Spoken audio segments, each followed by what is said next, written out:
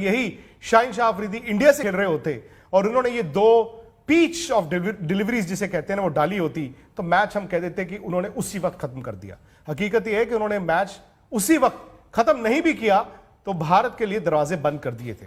उसके बाद सूर्य कुमार यादव का भी विकेट गिर गया, भले ही विराट कोहली और ऋषभ पंत के बीच पार्टनरशिप हुई, ऋषभ पंत ने आके तोड़ा, लेकिन बात वही है कि ऋषभ पंत भी एक ऐसी शॉट मारकर आउट हुए जहां पर शायद उनके पास यही एक ऑप्शन रह गई थी, शॉट सिलेक्शन शायद उस गेंद पर अच्छा नहीं था।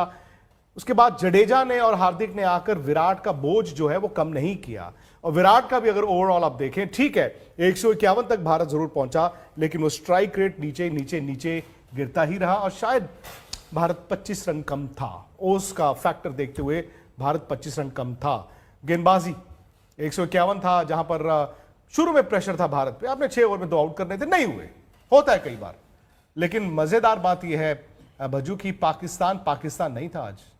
रिजवान और बाबर बड़ी मैच्योरिटी के साथ खेले। बिल्कुल, दे वर अनबिलीवेबल। मैंने ऐसी बल्लेबाजी बहुत कम देखी है। उन दिनों में हम बात कर रहे थे मदीपाजी के साथ भी बैठ के कि मैथ्यू हेडन और गिलक्रिस्ट ऐसी बल्लेबाजी करते थे, ताबड़तोड़ ऊपर के पहले 6, 7, 8 ओवर में ऊपर से ताबड़तोड़ बल्लेबाजी करते थे। जब बीच में ओवरों में जिसमें चांसेस नहीं लेने उसमें नई चांस लेके पार्टनरशिप को लंबा करते गए। बट ये मतलब क्लास एक पार्टनरशिप कहूँगा मैं कि नॉर्मली ऐसा होता नहीं कि एक भी विकेट ना गिरे आप 150 रन का जो लक्ष्य पीछे करते हुए। और दोनों ने बहुत मैच्योरिटी के साथ खेला। स्पिनर जिसको वरुण का हम कह रहे थे कि बड़ा फैक्टर है, वरुण को बहुत मैच्योरिटी के साथ खेला। पहले 3 ओवर उन्होंने कोई चांस नहीं लिया, चौथे ओवर में उनको 2 छक्के मारे, वो भी छोटा साइड था इसलिए वो बैकफुट पे वेट कर रहे थे और सेफ हो चुका था पाकिस्तान। बिल्कुल, और बहुत मैच्योरिटी के साथ खेला है। और बाबर आजम, हम बात पहले भी कर रहे थे कि ये विराट कोहली को मानते हैं कि ये उनके तरह बनना चाहते हैं, तो इसमें कोई शक नहीं है कि अगर ये और 7, 8, 10 साल खेलेंगे तो इनका कद उतना ही बड़ा होगा जितना सलीम मलिक का था या फिर इंजमामुल हक का था अपनी कंट्री में।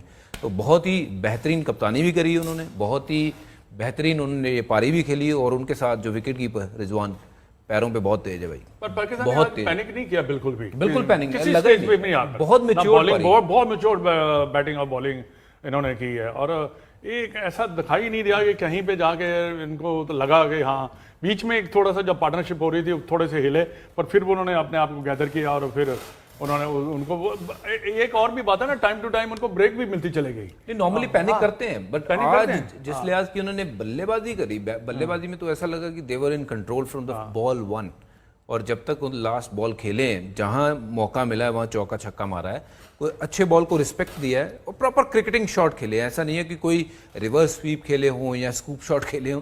अनबिलीवेबल।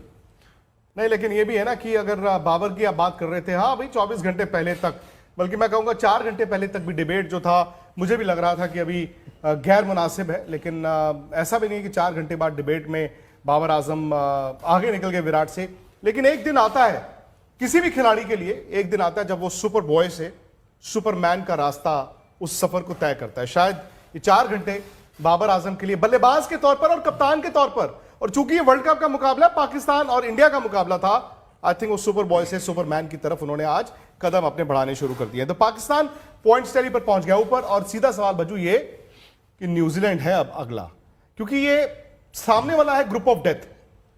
हमारा तो ग्रुप ऑफ डेथ नहीं था, लेकिन अगर हम न्यूजीलैंड से भी हार गए फिर बन गया तो फिर नहीं, ग्रुप ऑफ डेथ नहीं होगा, फिर हमारे लिए मुश्किल हो गया। हाँ नहीं बिल्कुल, देखिए ग्रुप ऑफ डेथ तो अभी भी बन गया है क्योंकि ये छोटे टूर्नामेंट में ना चांसेस बहुत कम होते हैं और अगर आप थोड़ा सा पीछे रह जाओ और दूसरी टीम आके आपको फिर पछाड़ दे तो फिर बड़ी मुश्किल हो जाएगी। मैं उम्मीद करता हूँ कि जो आज हुआ है उससे हमें विपरीत जो है वो परफॉर्मेंस देखने को मिलेगी, बल्लेबाजी या फिर बॉलिंग हमें इससे बेहतरीन दिखने को मिलेगी। क्योंकि अगर अगला मैच टाइट हो गया और अगर हमें रिजल्ट सही नहीं मिले तो फिर आगे का रास्ता बहुत मुश्किल हो जाएगा। New Zealand side is a good side है ना, very good side, very good side और उनके पास बॉलिंग अटैक या बैटिंग वगैरह उनके पास है और फील्डिंग तो आपको पता है 20-25 रन तो वो रोक ही लेते हैं। जी हाँ बिल्कुल।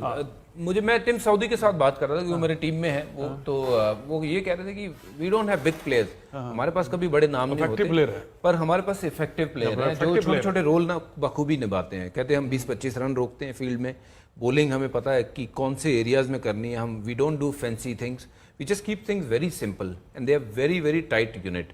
तो वो एकजुट होकर उनके कैप्टन जो है बड़ी सिंपल बैटिंग करते हैं वो, कोई ऐसा नहीं है कि फ्लैशी टाइप ऑफ और रन बॉल चलाते हैं, उसके बाद बीच में भी नो एक्सेलरेट कर लेते हैं, और उनका ये नहीं है कि वो गेम को रोकते हैं या, पर ये है कि वो बिल्कुल सही कहा, उनकी बड़ी इफेक्टिव टीम है, जिससे कि हार चुभ रही है आपको? हार चुभ रही है?